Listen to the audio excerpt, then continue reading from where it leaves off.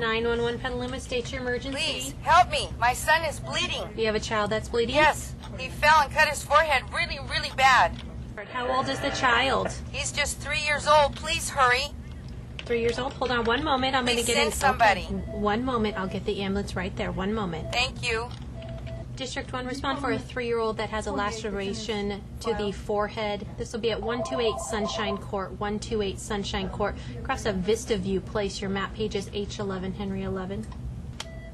Petaluma Station 1 units en route to Sunshine Court. Copy. Station 1 units responding. What's really important for the public to be aware of when they call us on 911 is that their call is priority to us, and that it's important for them to be aware of the fact that they're calling 911 appropriately. And 911 is for life-threatening emergencies. It's not uncommon for us to get phone calls from the public asking us for directions or asking us for phone numbers. And those type of calls can come in on a business line, and every agency has a business line to take those type of calls. 911 is really for the purpose of identifying a life-threatening situation to that person, and because 911 is a priority call for us, we're putting other calls on hold that are also on business lines that have 911 equivalent type of natures to them. So when they're using our 911 line directly, it's important that they remember that.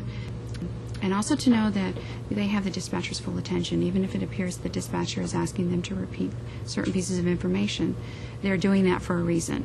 And a lot of times they're talking to the officers on the radio at the same time that they're listening to your phone call. And if they're concerned that they've missed a piece of information while transmitting to the officer on scene, they're going to ask you to repeat that information so they can make sure it's not anything critical at the moment. Generally what we try to do is identify what the emergency is, where the caller is calling from.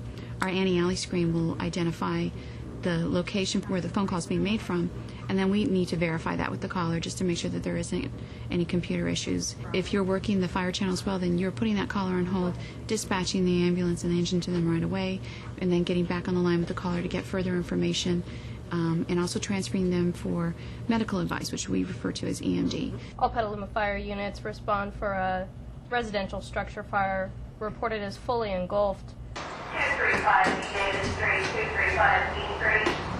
Resident reporting all people in the building have been evacuated.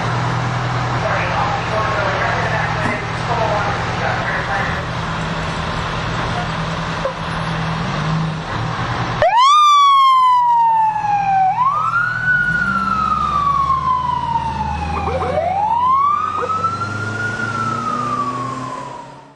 A lot of times I think it's hard for callers to realize that even though they're talking to us on the phone, someone else is already working on the background of that call and dispatching the necessary resources to get to them. And they feel impatient because they're saying, you just need to get somebody here now, you just need to get somebody here now. That's not uncommon. And we, as call takers, reassure them that someone's already en route, and what I need is the information to make sure my officers and my firemen are safe, and that they know what they're walking into, and then they can go into the situation prepared. On 911 medical calls, when we transfer the caller to Redcom for the medical advice, as a call taker, we stay on the line and monitor the call so that if there are any significant changes that occur in the nature of the medical aid, we can update our ambulance as they're driving code 3 to that location. Redcom is a service that we use to provide medical advice to callers when we get 911 medical calls. And the other key thing is for them to be able to communicate to us the information that we need and to not be combative on the phone, that we are there to help them, and the more information they provide us with, the better job we can do at keeping them safe and keeping our officers and our firemen safe. The 911 emergency system has been created for public safety. Please use it responsibly.